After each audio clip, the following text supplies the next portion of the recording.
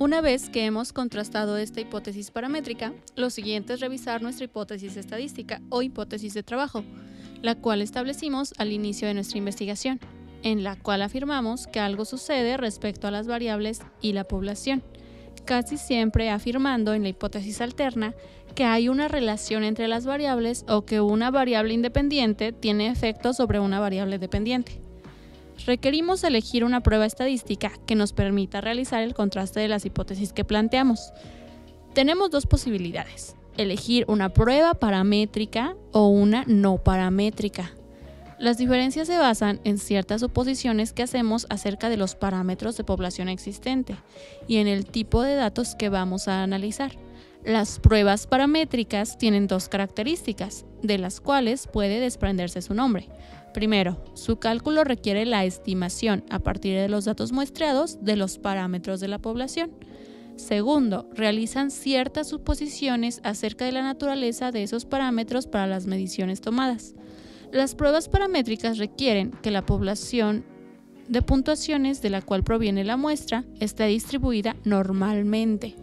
Estos son los supuestos, además de que cada una de las pruebas paramétricas requiere ciertas condiciones específicas. Estas condiciones son lo que se supone que deberían tener. Por ejemplo, se presupone que los datos son independientes unos de otros. Ello significa que nadie debe contribuir con más de una puntuación y que no habrá influencia de una persona hacia otra. Un caso común donde resultan improbables los datos independientes se encuentran en la investigación en psicología social, ya que ahí los proporcionan personas a quienes se suelen probar en grupos. Un ejemplo sería que los participantes se concentraran en grupos para analizar sus opiniones acerca de una pintura. Aquí la variable dependiente sería la puntuación del gusto de cada persona por la pintura. Sin duda, los individuos de un grupo sufrirían la influencia de las opiniones de otros del mismo grupo. Una manera de alcanzar la independencia de las puntuaciones en esta situación consistiría en tomar las medias de los grupos como variable dependiente, en lugar de las calificaciones individuales. Otro criterio para utilizar una prueba paramétrica sería que los datos deben ser de intervalo o de razón. Las muestras deben ser grandes, al menos de más de 40 participantes. Y por último, unas más específicas como que las varianzas de los diferentes grupos, cuando comparemos grupos, tienen que ser iguales. La linealidad, que la relación entre dos variables es lineal, una influye en otra. Y homocedasticidad, la cual se usa en modelos de predicciones e indica que la varianza de error de la variable que predecimos se mantiene uniforme para diferentes grupos de datos de las variables explicativas o independientes. Si se cumplen estos supuestos, es posible utilizar una prueba paramétrica. En caso contrario, podemos transformar nuestros datos para que se ajusten a estos requerimientos de estos cálculos estadísticos o utilizar una prueba no paramétrica. Las pruebas no paramétricas las utilizamos cuando no conocemos la forma de la distribución o esta es diferente a la normal, cuando los datos de las variables son nominales u ordinales y además nuestra muestra es pequeña o es posible que esté sesgada. Cada cálculo se basa en estos supuestos, además de tener sus propios requisitos. En estas pruebas, los cálculos se basan en rangos, mediana y frecuencias.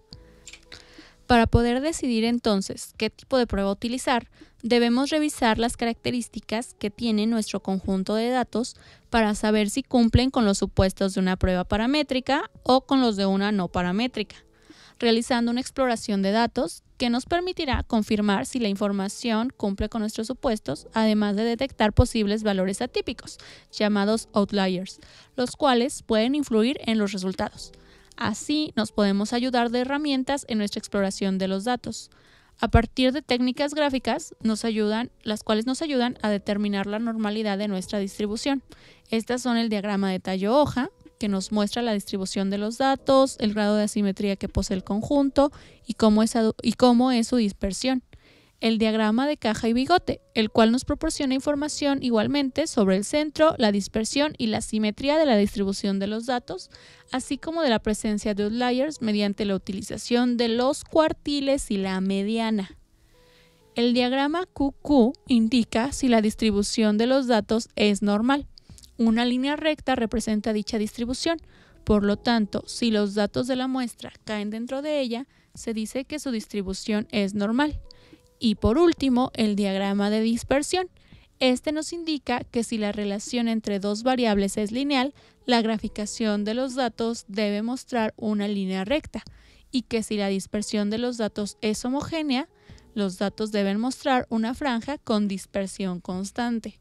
De igual forma, tenemos técnicas estadísticas, es decir, fórmulas que nos permiten obtener información de nuestros datos. Son dos principalmente: la prueba de Kolmogorov-Smirnov, que nos sirve para determinar si la distribución de los datos presenta una distribución normal, y la prueba de Levene, que sirve para determinar si las varianzas de K muestras son iguales, o sea, homogeneidad de varianzas. Una vez que analizamos nuestros datos, podemos determinar el tipo de prueba estadística a utilizar.